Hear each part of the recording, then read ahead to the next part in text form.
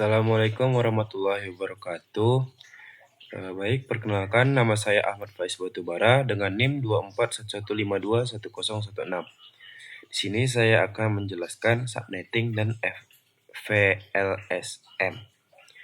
Nah, apa itu subnetting? Subnetting adalah teknik membagi satu network IP yang besar menjadi beberapa network IP yang lebih kecil atau yang bisa disebut dengan subnet. Nah, tujuannya itu menurut Tadenbaum dan Wetterwall 2011 adalah yang pertama dengan menghemat alamat IP, yang kedua memisahkan segmen jaringan yang bermisalkan seperti divisi HR, divisi keuangan, dan divisi IT. Nah, yang ketiga itu mengurangi broadcast domain sehingga trafik jadi lebih efisien. Nah, contoh dari subnetting itu sendiri yaitu yang pertama di sini ada satu network IP yang akan dibagi network IP itu 192.168.1.0 subnet max 24 yang akan dibagi menjadi yang pertama 192.168.1.0 subnet max 26. Lalu yang kedua 192.168.1.64 subnet max 26. Nah, yang ketiga yaitu 192.168.1.128 subnet max 26. Dan yang terakhir yaitu 192.168.1.192 subnet max 26. Nah, selanjutnya yaitu jadi sebelum adanya VLSM ini terdapat masalah atau kendala yaitu yang pertama semua subnet harus berukuran sama, yang dimana jaringan jadi tidak efisien karena semua bagian dapat jumlah IP yang sama meski kebutuhan yang berbeda. Jadi mau besar atau kecil itu akan mendapatkan IP yang sama. Lalu yang kedua adalah banyak IP address yang terbuang, yaitu banyak alamat IP yang tidak terpakai pada subnet kecil. Nah, ketika di awal adanya kebutuhan subnet besar, maka untuk subnet selanjutnya yang lebih kecil itu akan sama dengan subnet yang awalnya, yaitu yang besar. Jadi banyak yang terbuang sia-sia. Nah, yang ketiga yaitu tidak fleksibel karena tidak bisa menyesuaikan ukuran subnet dengan kebutuhan masing-masing jaringan. Oke, selanjutnya apa itu VLSM?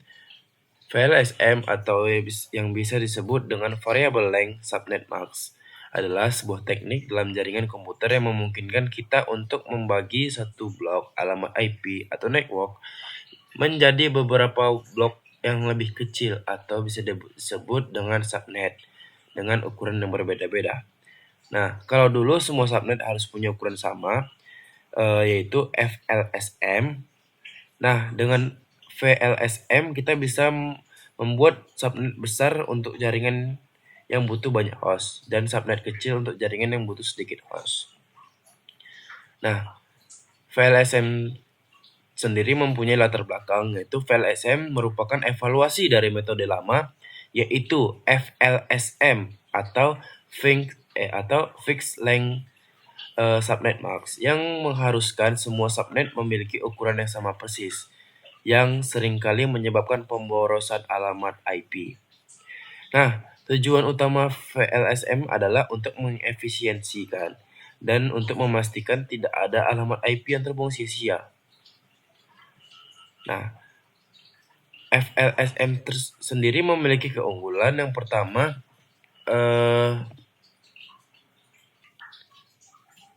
jadi beberapa keunggulan dari VLSM tersendiri yaitu yang pertama, efisiensi penggunaan IP address.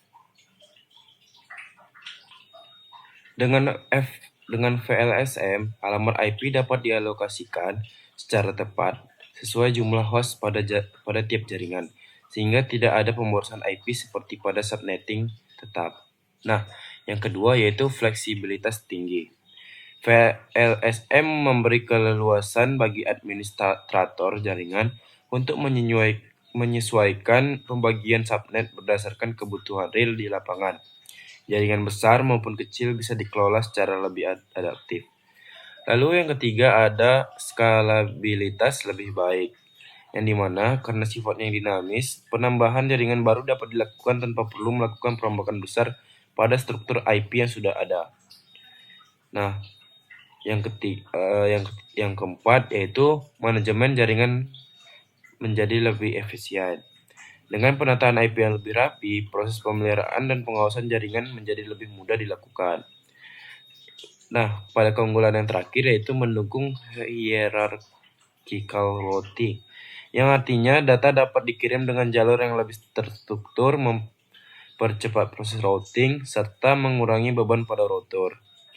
Dengan berbagai keunggulan tersebut, VLSM menjadi solusi penting dalam membangun jaringan modern yang efisien, fleksibel, dan mudah dikembangkan. Nah, selanjutnya yaitu contoh kasus. Sebuah perusahaan X memiliki satu jaringan dengan alamat IP 192.168.10.0 subnet max 24 dan ingin membaginya untuk 3 departemen berikut. Yaitu yang pertama departemen HR yang dimana membutuhkan 50 host. Lalu yang kedua departemen IT yang dimana membutuhkan 30 host. Lalu yang ketiga yaitu departemen keuangan yang dimana membutuhkan 10 host. Nah, langkah-langkahnya yaitu yang pertama mengurutkan berdasarkan jumlah host terbesar dari kebutuhan terbesar hingga terkecil. Nah, jadi di sini kebutuhan yang terbesar yaitu 50 host pada departemen HR. Lalu yang kedua adalah 30 yaitu yang terdapat pada departemen IT dan yang terakhir yaitu membutuhkan 10 host pada departemen keuangan. Pengurutan ini penting supaya kita mulai dari subnet yang terbesar agar tidak saling tumpang tindih. Nah, langkah yang kedua yaitu tentukan subnet max pada untuk tiap departemennya.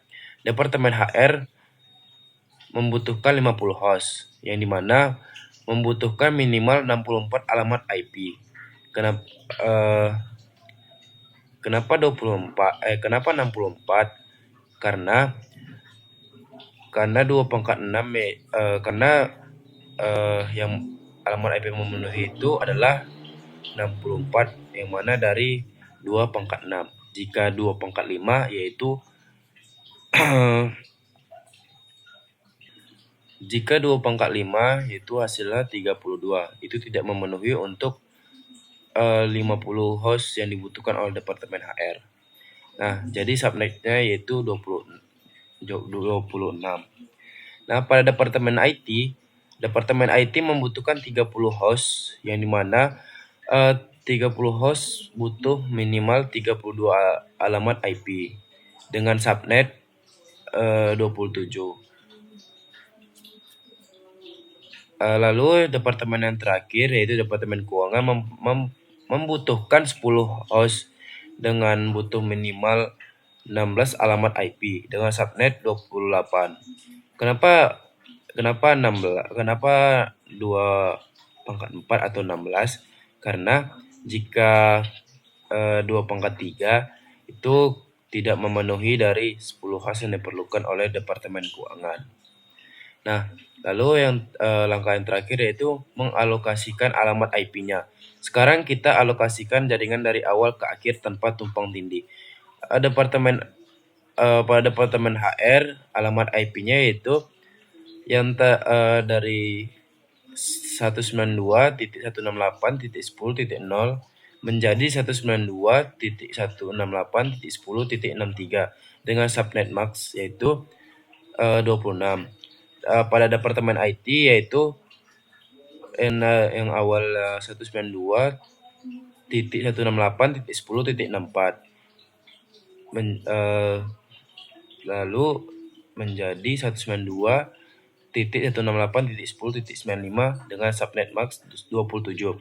Nah, pada departemen terakhir yaitu departemen keuangan yang awalnya 192.168.10.96 menjadi 192.168.10.93 dengan subnet max 28.